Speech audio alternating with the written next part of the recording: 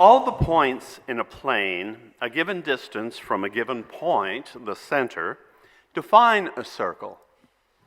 For illustrative purposes, one of those points may be considered the beginning. For instance, the year circles round through the seasons and back again. For purposes of turning over a new leaf, some consider New Year's Day the beginning. Others like to think of the first day of spring as a new beginning, when the world begins to turn green, blossom, and grow. For many families, even those without students, fall marks a new beginning. Vacations are mostly over, and there's less time to spend at the pool. At the end of summer, some families who have just moved to town, and even families and individuals who are simply making plans for the upcoming year, begin to look around for a church home. To welcome those visitors at some UU churches, the preacher will give Intro to UU or Unitarian Universalism 101 sermons. That's because some visitors find that they like the people they meet here, admire our care for each other and the world, and connect with the messages they hear and experience during services. But sometimes they don't know that much about our theology or history. It's why we do the Inquirer's class and why we use the UU Pocket Guide as a research in our newcomer covenant group. Some folks stumble upon us having Googled something like progressive church, gay church, or Birkenstocks. Or they see us out in the world doing our social justice work. It's not unusual to hear someone say, "I'd never even heard of Unitarian Universalism, but I think I've been a UU all my life." That led me to title this sermon, "Who is UU?" But once I started writing it, I realized the title should have referenced a circle, because that was the image that kept emerging. Now, if you look at the cover of your gray hymnal or over here at the window, you'll see the old Unitarian Universalist Association, or UUA, logo. The two circles represent the joining together of the American Unitarian Association and the Universalist Church of America in 1961. Yes, some of us here are older than the UUA. Those who have tried to explain Unitarian Universalism to a skeptical relative know it's not the easiest thing to do. Sometimes the words cult or hell are referenced. And unfortunately, it's often easier to say what we aren't as compared to others as to describe what we are. So there were many different paths I could have gone down this morning to describe this faith tradition. We have a fascinating history of both our proponents and our theology. But I was drawn to talk about new ways we have adopted to describe ourselves, each featuring circles. But before I elaborate on those, let me put out there several general ideas that make us different. First, ours is a covenantal faith, not a creedal one. In a sermon in July, I described my reciting the Apostles' Creed growing up in a Methodist church in Kentucky. I compared that to reciting the Congregational Covenant as we did earlier this morning. It's the difference between agreeing that we all hold the same theological beliefs as in a creedal church versus covenanting how we will treat each other and the world. Next, we're far more concerned with creating beloved community here and now while we're alive than creating a mansion just over the hilltop after death. It informs our covenants with each other and the world, and it drives our social justice work. Also, ours is what we call a living tradition, which means we don't believe revelation is signed, sealed, delivered, to allude to both the book of Revelation and James Brown. We don't believe we must solely rely on ancient interpretations of ancient scriptures to make sense of our world and to inform our spirituality. I've often quoted Ralph Waldo Emerson, who wrote, "Why should we not also enjoy an original relation to the universe? Why should we not have a poetry and philosophy of insight and not of tradition, and a religion by revelation to us and not a history of theirs. So, as a congregation and as a denomination, we periodically revisit and rethink how we understand our vision, covenant, and mission, and how we present them to the world. Now, not change for change's sake, but to thoughtfully and carefully examine what our values are and how best to express them in today's world, in today's context, and how to live them in the present day. Unitarians across the continent recently drew up a new articulation of our values, with 6 of them radiating out from the central value of love, like points around a circle. I believe you'll hear references to covenant, beloved community, and living tradition as I talk about those values. Also, our congregation recently adopted a new vision, Widening Love's Circle, which is on the front of your order of service. We have long referenced 7 principles and 6 sources found in your gray hymnal to help articulate those things that are important to us. There were only a few changes to these since 1985 when they were adopted. And this was a revision to the original principles of the Unitarian Universalist Association, which were approved when the Unitarian and Universalist denominations consolidated in 1961. A new statement of values was approved during the 2024 General Assembly. Now, this doesn't mean we ditch or disavow the principles and sources. They've been reconceptualized. They won't be listed in the UU bylaws anymore. The values will be. The principles and sources still inform our work and are an important part of our history. And I hope you'll hear the principles and sources reflected in the values as I describe them. The description of each value on the UUA website comments on each one before voicing a covenant regarding it. And as love is at the center of the circle we work to widen, love is the value in the center of the 6 Unitarian Universalist values I'm about to describe. Our heritages of freedom, reason, hope, and courage are built on a foundation of love. As we might think of gravity as the force that holds us onto the round earth, love is the force that holds us together and is at the center of our shared values. We strive to live our shared values through the spiritual discipline of love. You may have seen the graphic of the values that resembles a flower. Blossoming around the center of love are interdependence, pluralism, justice, transformation, generosity, and equity. So let us start with interdependence. The description says, we honor the interdependent web of all existence. With reverence for the great web of life and with humility, we acknowledge our place in it. It then continues by saying how we might make this real in the world. We covenant to protect Earth and all beings from exploitation. We will create and nurture sustainable relationships of care, respect, mutuality, and justice. We will work to repair harm and damaged relationships. Now, the following quote is an excerpt from a letter to Robert S. Marcus by Albert Einstein. I've shared it before, and I never really tire of it, and I thought it fit here perfectly. A human being is a part of the whole called by us universe, a part limited in time and space. He experiences himself, his thoughts and feeling, as something separated from the rest, a kind of optical delusion of his consciousness. This delusion is a kind of prison for us, restricting us to our personal desires and to affection for a few persons nearest to us. Our task must be to free ourselves from this prison by widening our circle of compassion to embrace all living creatures and the whole of nature in its beauty. Another value is pluralism.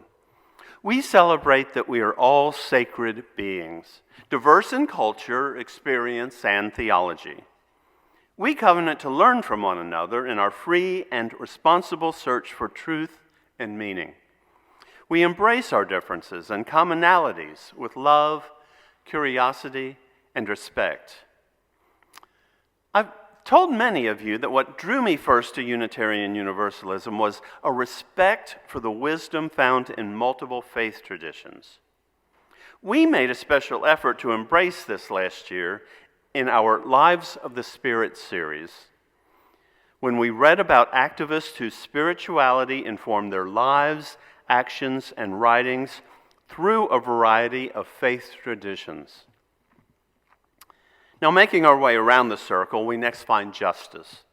We work to be diverse, multicultural, beloved communities where all thrive. We covenant to dismantle racism and all forms of systemic oppression. We support the use of inclusive democratic processes to make decisions within our congregations, our association, and in society at large. I mentioned earlier that some people discover us through our social justice work. They ask, who are those people in yellow shirts? Both our Justice Coordinating Council and Community Projects team help our community and bring more justice to the world in more ways than I can list from the pulpit this morning. But I will direct you to our Get Out the Vote table in Channing Hall this morning. Next, we find transformation. We adapt to the changing world. We covenant to collectively transform and grow spiritually and ethically. Openness to change is fundamental to our Unitarian and Universalist heritages, never complete and never perfect. You may have heard either me or Dr. Bosson quote L.B. Fisher when he said, "Universalists are often asked to tell where they stand." The only true answer to give to this question is that we do not stand at all. We move. This relates to our living tradition.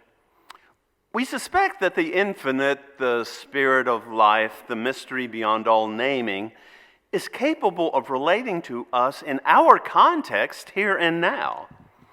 To believe that we must conform to a relationship forged in the Middle East millennia ago severely underestimates the incomprehensible abilities of that entity, whatever those may be.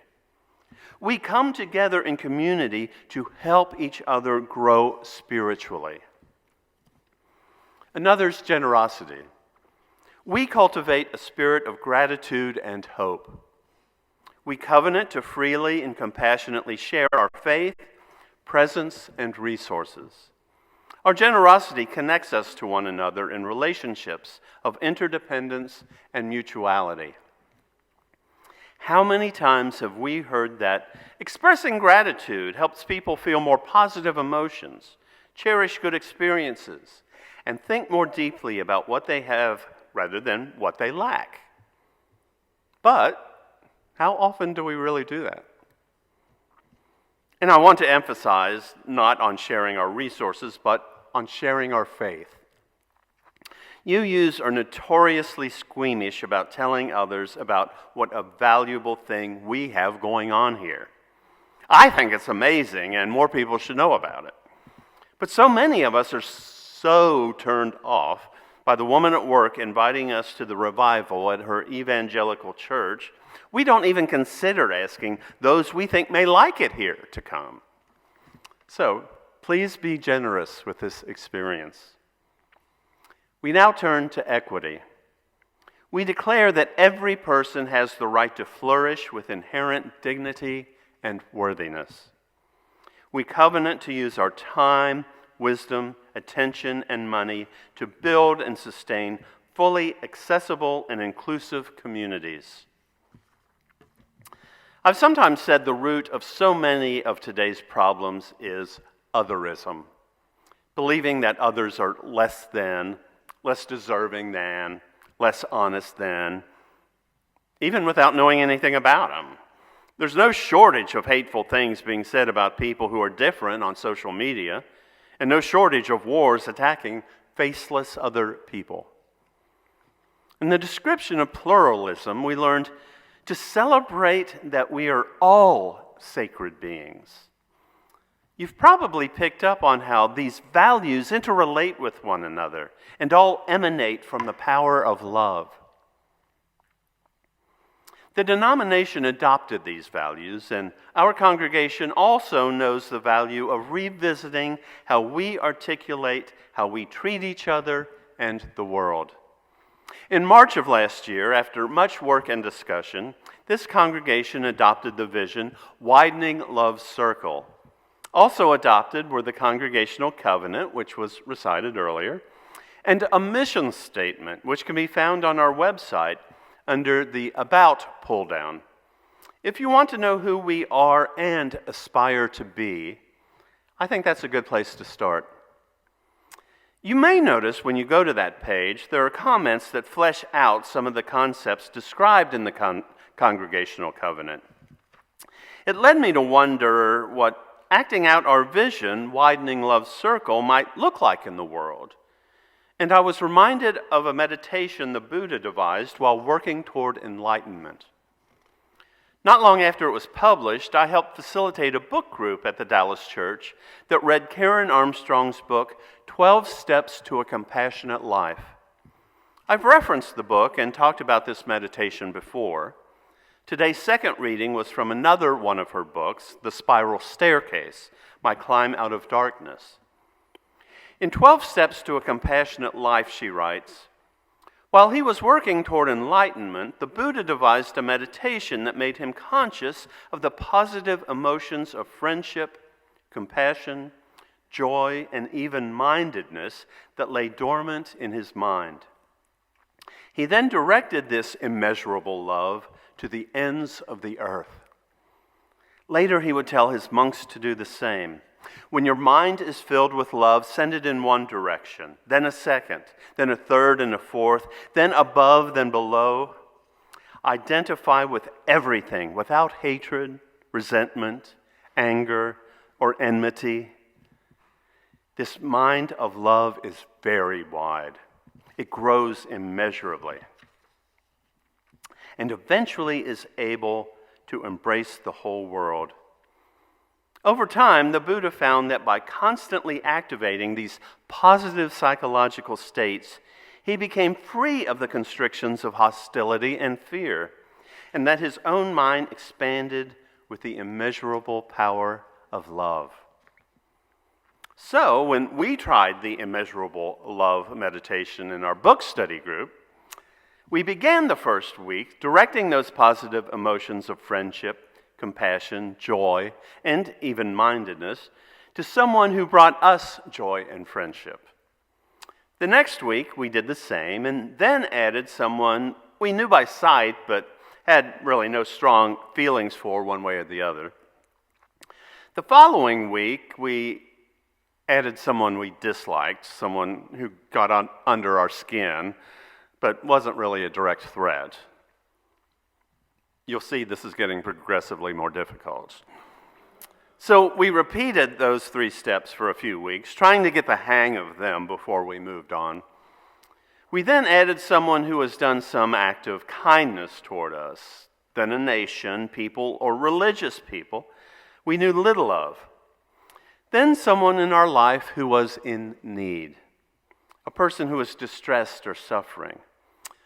Then finally, wait for it, someone we considered an enemy, a threat to our way of life. I'll refrain from making any suggestions on who this might be during an election year. Perhaps you can see how beginning with ourselves, working out in concentric circles, yes, widening love's circle to those we love, then further, makes it a more concrete, doable goal. And yes, way more difficult. Because it's no longer just an abstract concept and is something we can attempt and strive toward. But, as the meditation showed us, Widening the circle needs to become a practice, done intentionally and thoughtfully. It's easy to keep a close-knit circle of people we like and agree with. What's more of a challenge to our compassion, dare I say a spiritual challenge, is to keep widening those concentric circles, to include those we disagree with, don't even like, or even see as an other. I know I have work to do. You may as well. In 1876, in one of his final works, Emerson wrote, "Don't say things. What you are stands over you the while and thunders so that I cannot hear what you say to the contrary." Over the years, this has been paraphrased as, "What you do speaks so loudly, I cannot hear what you are saying." I've said a lot about what UUs aspire to this morning. I don't think that anyone watching will see us get it right all the time. I know I don't.